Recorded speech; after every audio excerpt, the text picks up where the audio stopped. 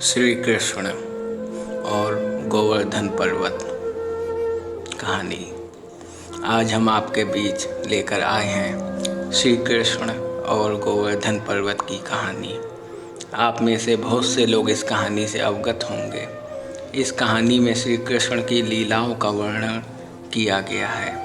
कृपया इस कहानी को अंत तक पढ़िएगा। यह कहानी मथुरा के उस ब्रजवासी की है जिसको आज हम लोग श्री कृष्ण के नाम से जानते हैं। एक दिन भगवान श्री कृष्ण अपनी सारी गौ माताओं को चराने के लिए गए थे। जब भगवान श्री कृष्ण अपनी सारी गौ माताओं को चरा कर वापस आए तो उन्होंने देखा कि उनके पिता नंद बाबा जी और वृंदावन के सभी ब्रजवासी लोग बहुत ही जोर शोर से किसी पूजा की तैयारी में लगे हुए हैं। बहुत सारे स्वादिष्ट व्यंजन, बहुत सारी तरह तरह की मिठाइयाँ चारों तरफ बनाई जा रही हैं, जिसको देखकर भगवान श्री कृष्ण ने अपने पिताजी नंद बाबा से कहा कि बाबा, यह आप लोग क्या कर रहे हैं। भगवान श्री कृष्ण की बात सुनकर नंद बाबा ने कहा कि हम लोग अपने भगवान इंद्र की पूजा की तैयारी कर रहे हैं, जो हम लोगों को वर्षा प्रदान करते हैं, जिस कारण हम सभी लोग हर साल भगवान इंद्र की पूजा करते हैं। तब भगवान श्री कृष्ण ने अपने पिताजी नंद बाबा से कहा कि बाबा, वह तो बादल का काम है, हम लोगों को भगवान इंद्र की पूजा की जगह गोवर्धन पर्वत और गौ माता और बाकी जानवरों की पूजा करनी चाहिए। गौ माता से हम लोगों को दूध प्राप्त होता है। गोवर्धन पर्वत हम लोगों को छांव प्रदान करता है। गोवर्धन पर्वत और बाकी जानवरों की पूजा करनी चाहिए। भगवान श्री कृष्ण की बात सुनकर नंद बाबा ने कहा कि तुम ठीक कह रहे हो, और सभी गोकुलवासी भी भगवान श्री कृष्ण की बात से सहमत हो गए। लेकिन तब उन्होंने भगवान श्री कृष्ण से कहा कि हम सब ने जो इतनी सारी मिठाइयाँ और स्वादिष्ट व्यंजन बनाए हैं, उनका क्या होगा। या तो पूरी तरीके से बर्बाद हो जाएंगे। गोवर्धन पर्वत इतना सारा भोजन नहीं खा पाएंगे, क्योंकि वह तो सिर्फ पर्वत है। तो भगवान श्री कृष्ण ने कहा कि आप सभी लोग गोवर्धन पर्वत के पास चलिए और उनको प्रेम से भोजन ग्रहण करने के लिए कहिए।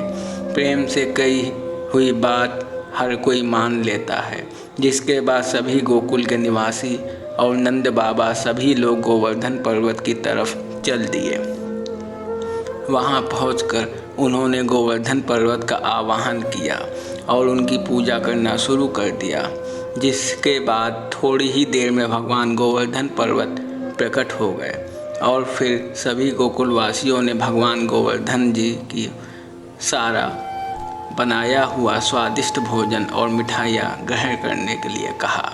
जिसके बाद गोवर्धन जी ने सभी स्वादिष्ट व्यंजन को खा लिया। जिसके बाद सभी गोकुलवासी और नंद बाबा भगवान इंद्र की पूजा करना बंद कर दिए। यह देखकर भगवान इंद्र को बहुत क्रोध आया और कहने लगे कि उस कृष्ण की बात मानकर सभी लोग मेरा अपमान कर रहे हैं। इन गोकुलवासियों की इतनी हिम्मत, मेरी पूजा छोड़कर इस गोवर्धन पर्वत की पूजा कर रहे हैं। जिसके बाद भगवान इंद्र ने बदला लेने के लिए उन्होंने अपने संवर्धक मेघों का आवाहन किया और उनसे कहा कि इन गोकुलवासियों ने मेरा अपमान किया है। तुम जाओ, इन गोकुलवासियों पर इतनी वर्षा करो कि पूरी गोकुल नगरी पानी में डूब जाए। तब मैं देखता हूँ यह लोग किसके पास जाते हैं और कैसे मेरे क्रोध को सहन करते हैं। भगवान इंद्र की आज्ञा का पालन करते हुए संवर्धक मेघों बारिश करना शुरू कर दिया और देखते ही देखते बारिश ने अपना विकराल रूप धारण कर लिया, जिससे पूरे गोकुल में चारों तरफ त्राही त्राही मचने लगी और सभी लोग इधर उधर भागकर अपनी जान बचाने के लिए तुरंत भगवान श्री कृष्ण के पास पहुँचे। तुमने कहा था कि गोवर्धन पर्वत की पूजा करो, भगवान इंद्र की नहीं। अब देखो, भगवान इंद्र हम लोगों से क्रोधित हो गए हैं और वह अब हम से बदला ले रहे हैं। अब हम लोगों को उनके से कोई नहीं बचा सकता। जिसके बाद भगवान श्री कृष्ण ने कहा कि तुम लोग बिल्कुल भी चिंता मत करो और सभी लोगों को लेकर और अपनी अपनी गौ माताओं को, सभी जानवरों को लेकर मेरे पीछे पीछे आओ। जिसके बाद भगवान श्री कृष्ण सभी लोगों को लेकर गोवर्धन पर्वत के पास जाते हैं और उनको अपने बाएं हाथ की कनिष्का अंगुली में उठा लेते हैं और कहते हैं कि सभी लोग इस पर्वत के नीचे आ जाओ।